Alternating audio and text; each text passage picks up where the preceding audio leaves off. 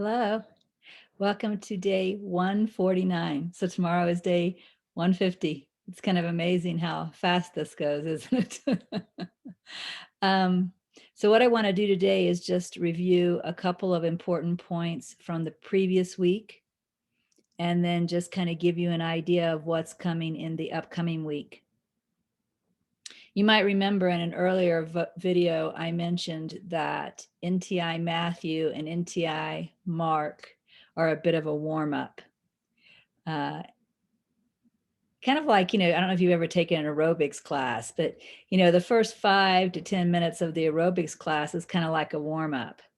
And then they put on this song where you're really going for it, right? Well, NTI Luke is where we start really going for it.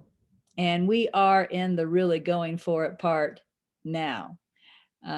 So what's really happening? We still aren't using too much time with daily reading or using too much time with, I'll just call it daily sitting practice, unless, of course, you're choosing to meditate longer, which is great. I am too. But what's happening is we're going to be keeping our attention with our spiritual practice throughout our day. And I got to tell you, this is where the real benefit is going to come from. Part of the warm up in NTI Mark, especially, and the first part of NTI Luke, was that we had thoughts that were contemplating at least 8 times throughout the day. One of the purposes of that was to help us to get used to kind of keeping our mind with our spiritual practice throughout the day.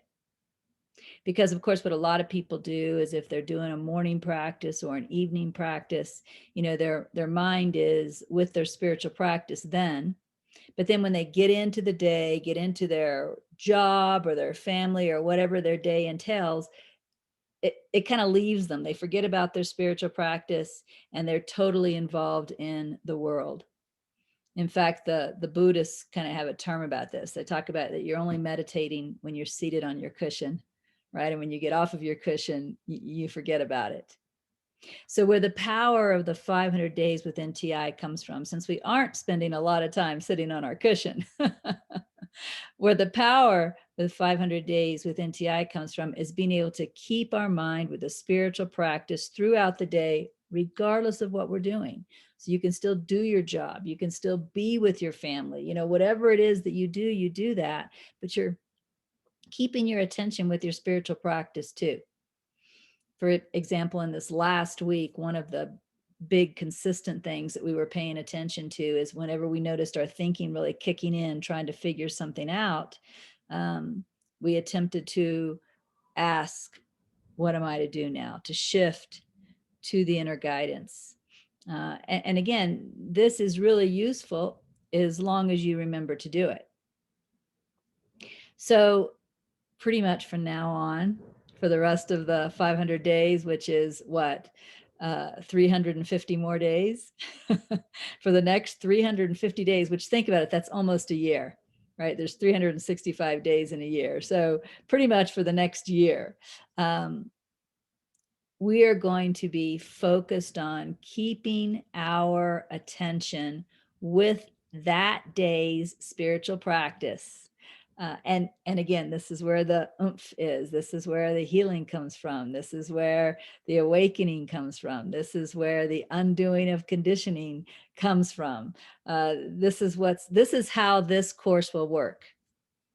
So you really want to give your attention to doing that. Let me go over a few things from this past week. We looked at NTI Luke 10, 11, and 12.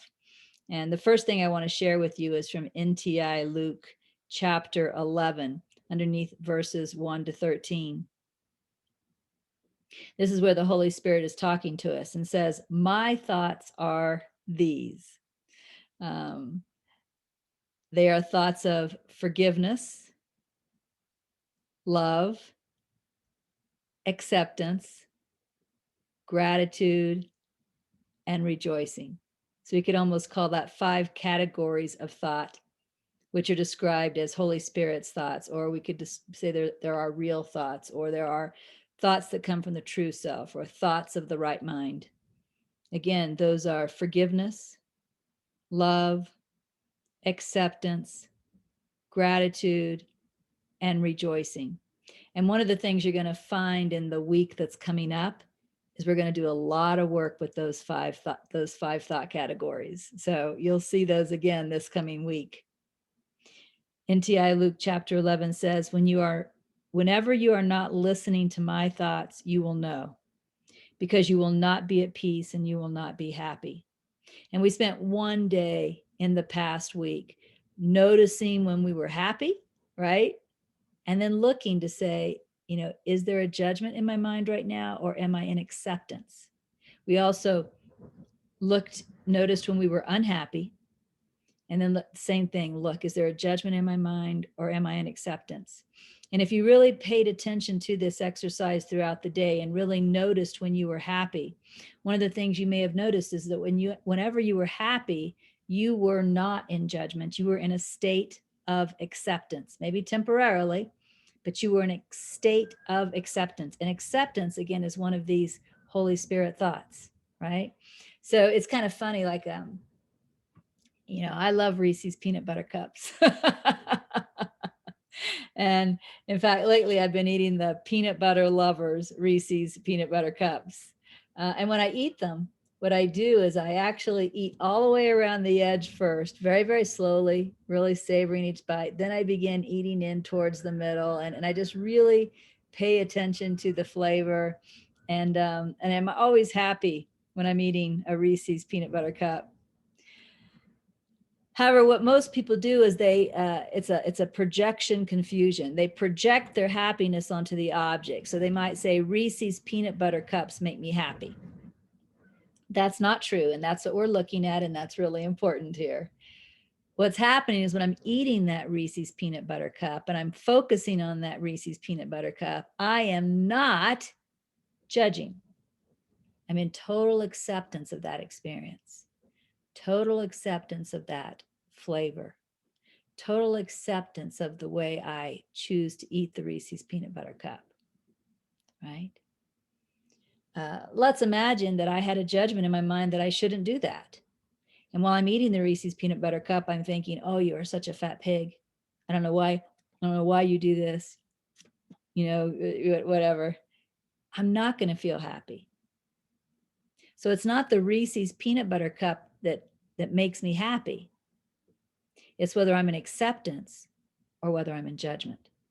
Same thing with hiking. I love hiking. I go up in the mountains and I just really enjoy the moment, but I'm in total acceptance of the experience of hiking. Let's imagine that my mind says I need the weather to be exactly a certain way. And right now it's too hot, or right now it's too chilly, or it's misting and I don't like the rain, and then I'm not going to be happy. So it's not the hiking itself that really makes me happy. It's whether I'm in acceptance of the current situation or whether I'm in judgment. So acceptance is a thought of the Holy Spirit. And whenever we are in acceptance, we are happy. And if you didn't pay attention to this, you can start paying attention. Like one person once said to me, my grandchildren make me really, really happy. And it's not really the grandchildren, although, we love our grandchildren. It's not really that. It's that when I'm with my grandchildren, I'm in total acceptance of the way they're being, the way we're interacting. I'm not judging every moment with my grandchildren. If I was judging them, well, you should have raised them this way, you should have taught them not to do that, blah, blah, blah, I would not be happy with my grandchildren, right? So again, it's never the outside situation or the outside object that we project our happiness onto. It's whether we're in acceptance or whether we're in judgment.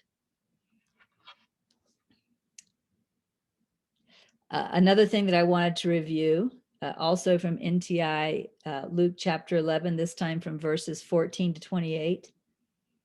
It says, let us look at your resistance, that you may be aware of its ploys. Then you will be able to recognize it and choose not with your resistance, but with your willingness. And then it talks about your resistance. And basically it says your resistance is going to try and distract you away from Holy Spirit, says me, from Holy Spirit. But I'm also going to say from your spiritual practice. It says it will give you thoughts that seem to need to be thought, problems to think through and solve, things you have to do to be seen as worthy. There'll be confusion in your mind, and et cetera, et cetera, et cetera. This really reminds me of the video we watched from Leo earlier, which talked about distraction as an ego defense mechanism. In fact, it said it's the ego's #1 defense mechanism. And it said that all the ego really has to do is keep you distracted by your life until the clock runs out or until you die, right? And then the ego somehow wins. Again, what's going to make the next 350 days extremely powerful for you is not to be distracted, right? Even while you're at work, even while you're with your family, even while you're in your pleasure activities, right? Even while you're working on your house, right? To keep your attention with the spiritual exercise of the day. And that will happen through your willingness. So whenever you forget, again, you don't want to chastise yourself. Chastisement is not one of the thoughts of the Holy Spirit. That was made clear in this last week's reading. But whenever you forget and then you notice that you have forgotten, at that moment, you want to embrace your willingness and bring the practice, whatever the practice of the day is, bring that back in. Distractions are not really certain activities. Distractions are where your mind is while you're doing those activities. Have you completely forgotten your spiritual practice for the day? Or are you staying tuned in this way to your mind, to your heart, and staying with the spiritual practice while whatever is going on that day is going on? Now, I really love that Leo video. If you want to watch that again, let me show you how you can easily find it. I'm going to share my screen for a moment. If you just go to YouTube and you just type in actualized.org distraction, right, then the video will pop right up. It's called Distraction, the Ego's Favorite Defense Mechanism.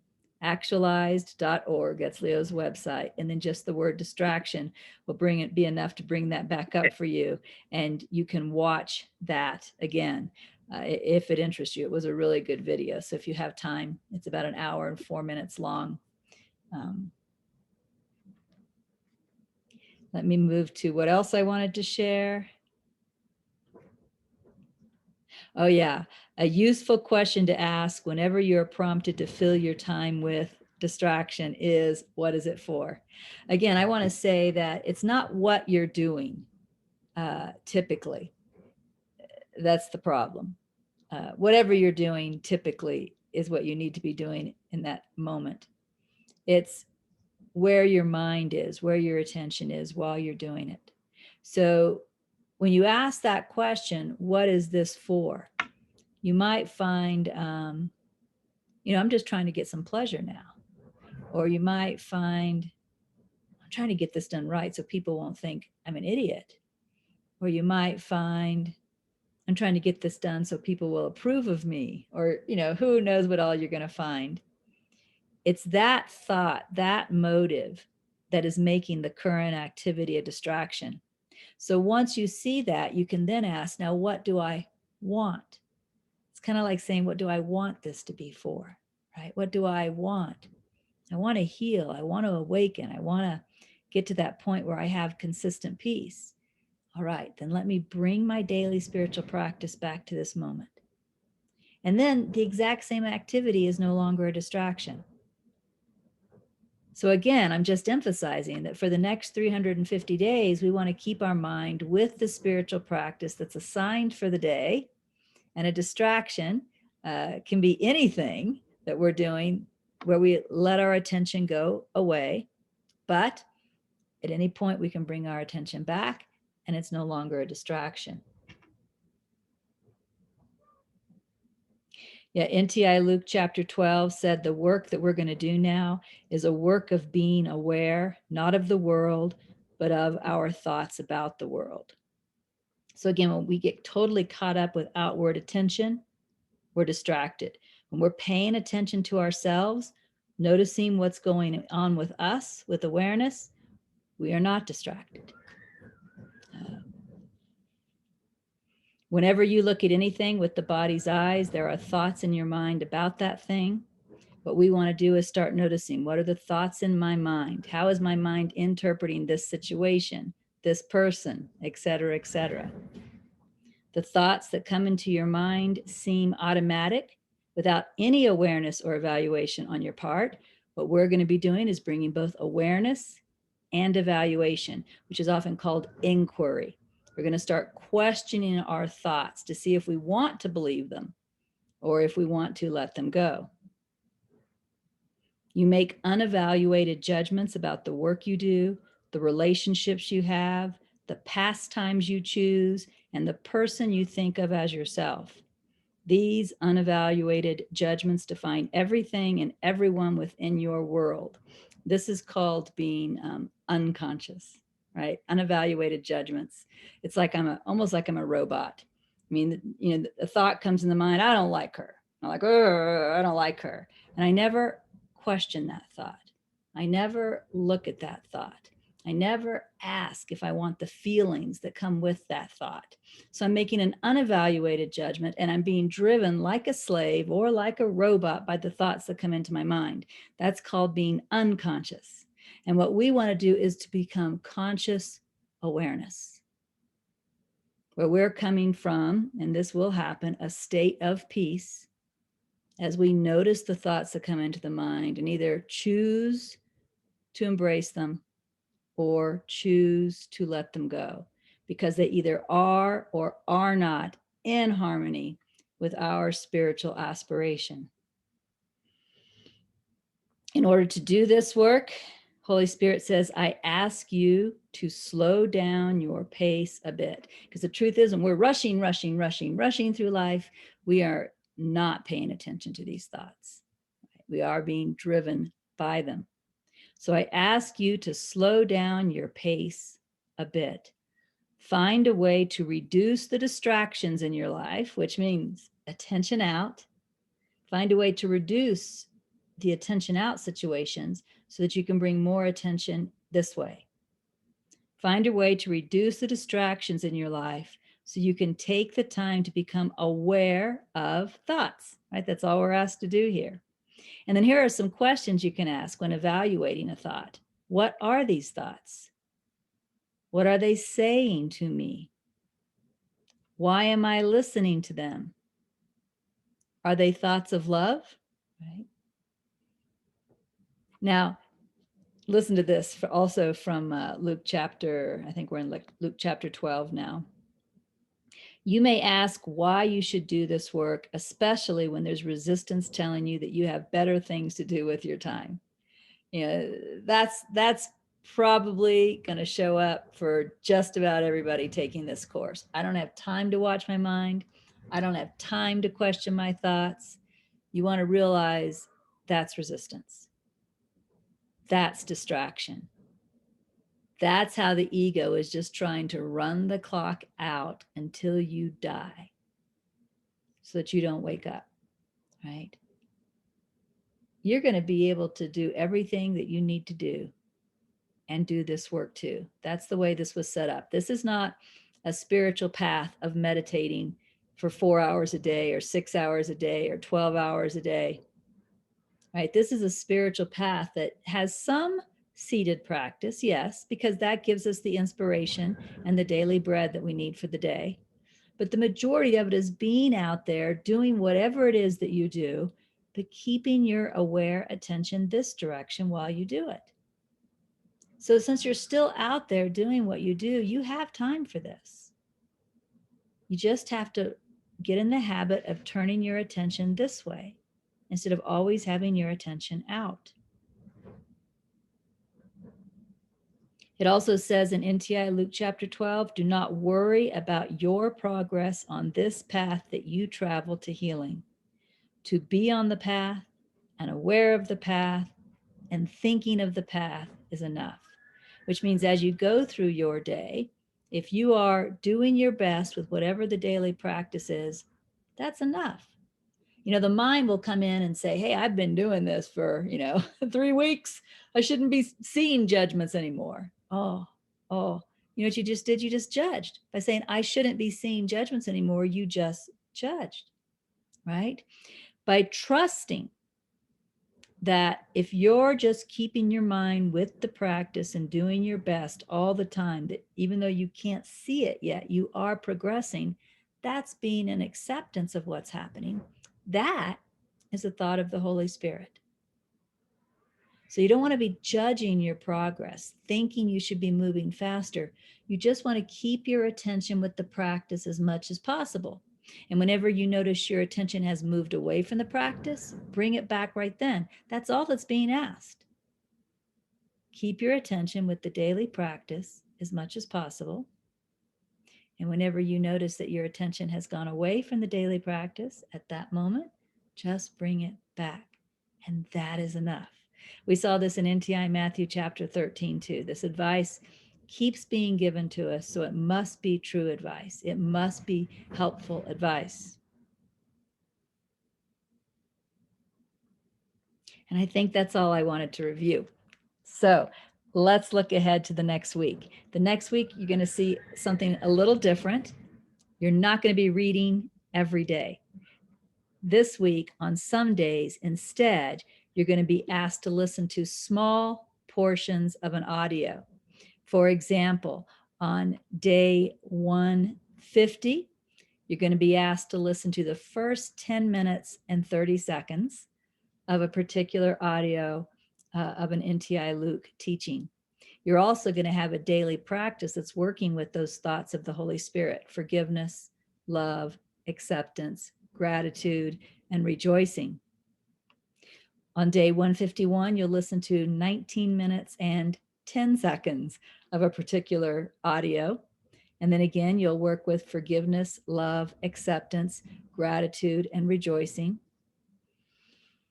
On day 152, you're going to listen to some more audio, but you're also going to start looking at an upset in your mind. And you're going to, let's see what it says here. This thought has nothing to do with the outside situation. It is an interpretation that occurred in your mind about the outside situation, right? Because again, whenever our eyes are out there, there are unevaluated judgments in our mind about whatever we're seeing. So you're going to be asked to see if you can discover your mind's interpretation. What was your mind telling you about the situation? Because that's what really upset you. If you had been in acceptance, the same situation would not have upset you. Instead, there was judgment going on in your mind. So you're going to see if you can just find the judgment. That's it. Can you find the judgment that was causing you to not be happy, or the judgments? And so on. You will do some reading on day 153.